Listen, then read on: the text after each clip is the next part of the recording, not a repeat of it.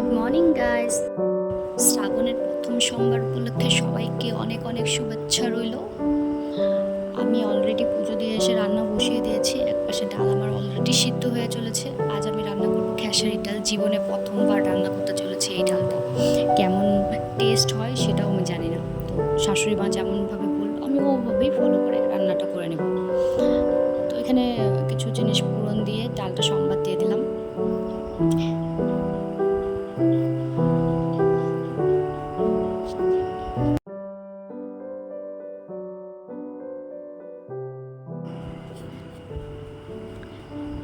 তো আমার ডালটা প্রায় হয়েই এসেছে।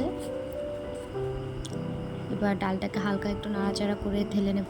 তো এভাবেই ডালটা হালকা হালকা করে চলে আসলো, হয়ে যাচ্ছে। এই পাশে আমি বেগুনটা মেখে নিলাম। এবার এক এক করে বেগুনগুলো ভেজে নেব। তো দুই পাশটা একটু লাল লাল করে ভেজে নেব।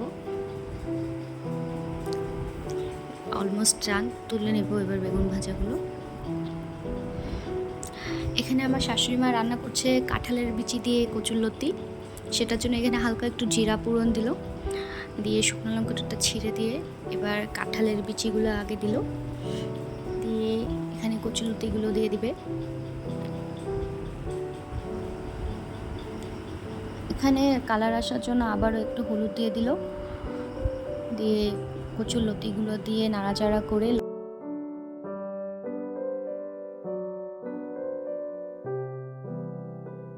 হালকা একটু নেড়েচেড়ে এখানে লবণ আর হলুদও অ্যাড করা হয়েছে, যেটা আমি রেকর্ড করতে ভুলে গেছি। এবার একটু ঢাকনা দিয়ে ঢেকে দেব।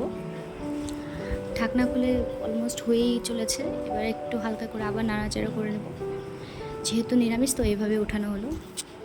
এবার কিছুটা পাঁপড় ভেজে নেব, কারণ আমি আজ দুপুরের স্পেশাল রান্নাটা হলো পাঁপড়ের ঝোল, যেটা আমার শ্বশুরবাড়িতে কেউ এখনও খায়নি।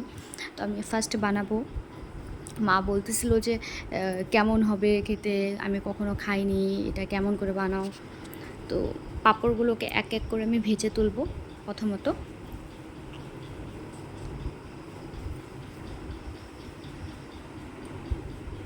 তো এটা হয়ে গেল, ভাজা হয়ে গেছে। এবার আমি এখানে তেলের মধ্যে শুকনো লঙ্কা, জিরার তেজপাতাতে ফোড়ন দিয়ে এখানে আলু কচুটা একটু ভেজে নেব, সাথে একটু কাঁচা লঙ্কা।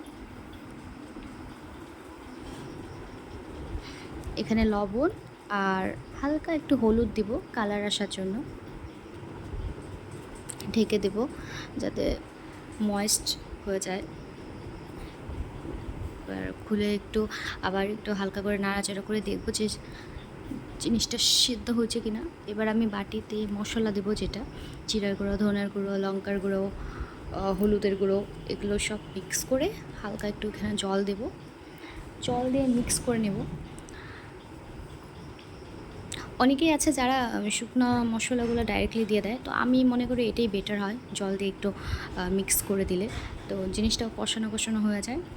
এবার আলু কচুটাকে ম্যারিনেট করে কষিয়ে নিব ভালো করে। আর এখানে হালকা একটু স্বাদের জন্য চিনি দিব। চিনিটা বলো তো কি, চিনিটা দিলে একটু কালারটাও লাল লাল হয়, আর তাছাড়া একটু টেস্টটাও মডিফাই হয়।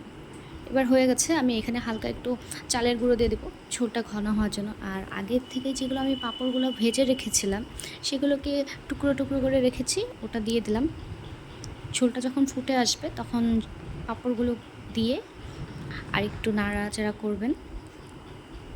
অলমোস্ট হয়ে গেছে। এখানে আমি ঘি ছড়িয়ে দিলাম উপর দিয়ে। তো ডান, গ্যাসের ফ্লেমটা অফ করে দিলাম। আর এটাই আমার ছিল আজকের রান্না। কে কে